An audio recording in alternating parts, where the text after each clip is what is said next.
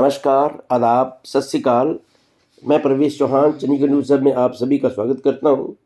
आज धर्म सम्मेलन आयोजक समिति सेक्टर 50, 51 और 63 ने विशाल धर्म सम्मेलन का आयोजन सेक्टर 51 में कस्टम सोसाइटी के खुले मैदान में करवाया गया। इस सम्मेलन को इन संस्थाओं ने मिलकर संपन्न किया। वे हैं श्री राधा माधव सेवा trust sector 51, Singh Sabha sector 51, Bharat विकास परिषद, ध्यान योग केंद्र, सभी RWA तथा कीर्तन मंडलियां और अंत में भंडारे का आयोजन भी किया गया। आओ देखते हैं इस प्रोग्राम की एक झलक।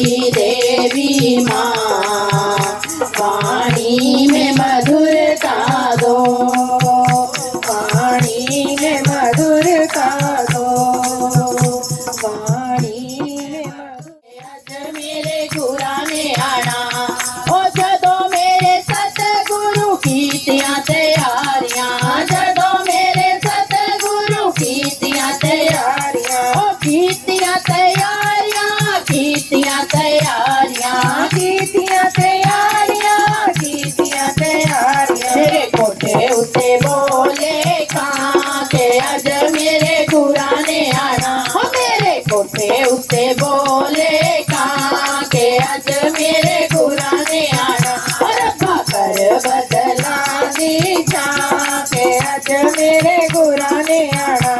ओ जदो मेरे सतगुरु कारज बैठे, जदो मेरे सतगुरु कारज बैठे, कारज बैठे, कारज बैठे, कारज बैठे, कारज बैठे, और ठंडियां चलन हवा के अज मेरे गुराने।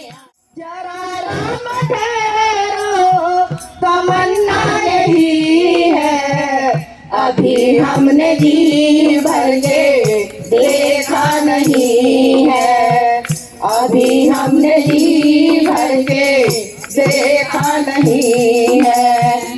माता कौशल्या के आंखों के तारे, माता कौशल्या के आंखों के तारे, राजा दशरथ जी के राज दुलारे, राजा दशरथ जी के राज दुलारे।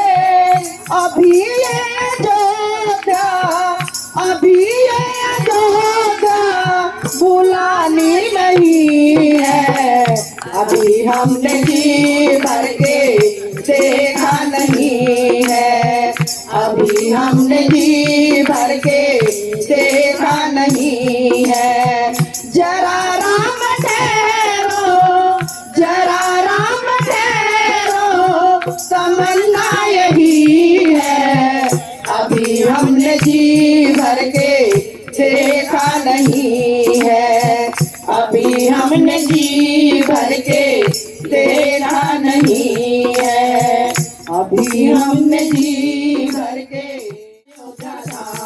वो धरती सब जब देव आएंगे राम लला के मंदिर में, धरती पर सब देव आएंगे राम लला के मंदिर में। कलयुग में सतयुग का नजारा शिव भी होंगे मंदिर में, कलयुग में सतयुग का नजारा शिव भी होंगे मंदिर में। ऐसा सुंदर होगा नजारा, ऐसा सुंदर होगा नजारा, बन गया देखो धाम, मंदिर बन गया राम का, चलो अयोध्या धाम, ओ मंदिर बन गया राम का, चलो अयोध्या धाम, ओ मंदिर बन गया राम का, चलो अयोध्या धाम। वो भगवा पहन के भगवा धारी राम के गुण गाएंगे, भगवा पहन के भगवा धारी राम के गुण गाएंगे।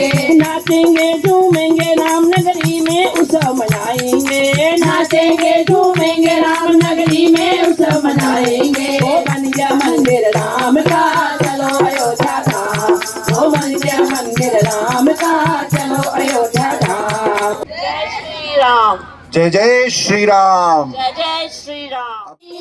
जन्म जन्म की बिगड़ी हुई है, पल भर में करो दुआ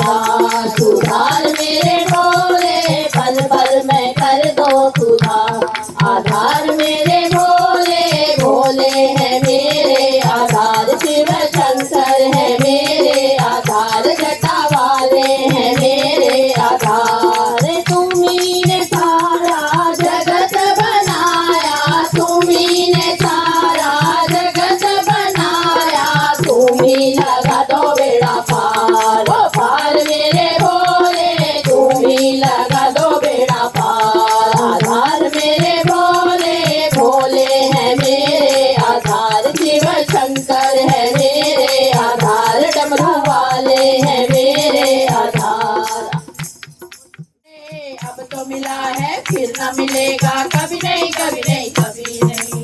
मानुष जन्म अनमोल रे माटी में ना रोल रे, अब तो मिला है फिर न मिलेगा कभी नहीं कभी नहीं कभी नहीं। श्री सतगुरु सिर मोर रे ज्ञान का भंडार रे, श्री सतगुरु सिर मोर रे ज्ञान का भंडार रे, जो भी उनकी शरण में आए उसका बेड़ा पार रे, जो भी उनकी शरण में आए उसका बेड़ा पार रे।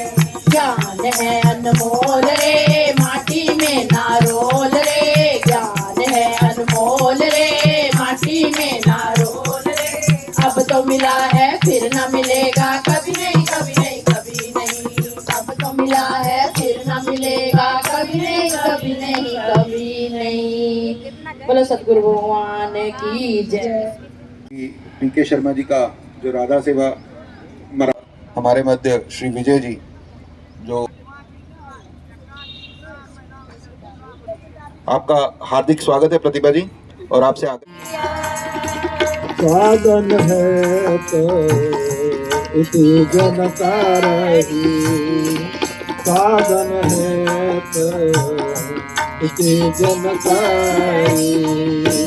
दीन दिया तारे सीमा उतरी, दीन दिया तारे सीमा उतरी।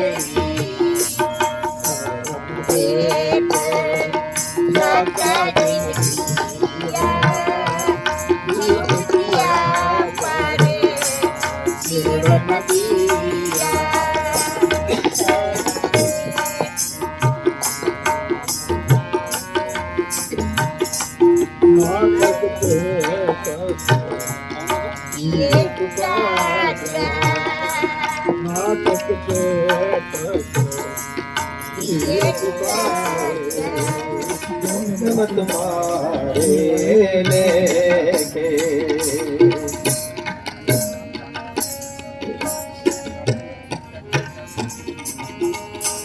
हम कर दीन दयाल न तुम कर, हम कर दीन दयाल न तुम कर।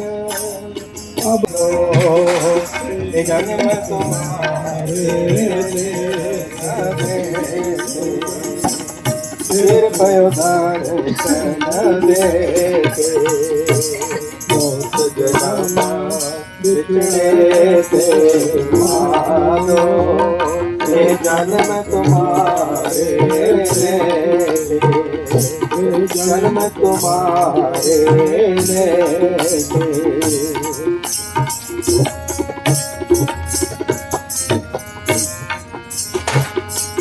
बल बल जाओ रमैया कार में, बल बल जाओ रमैया कार में।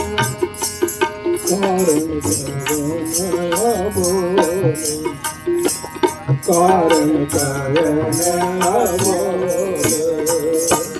बहुत जन्म बिछड़े थे मानो, जन्म तुम्हारे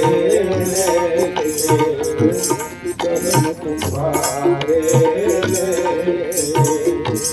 जन्म तुम्हारे। काल तो है करिया तो है आप विकास,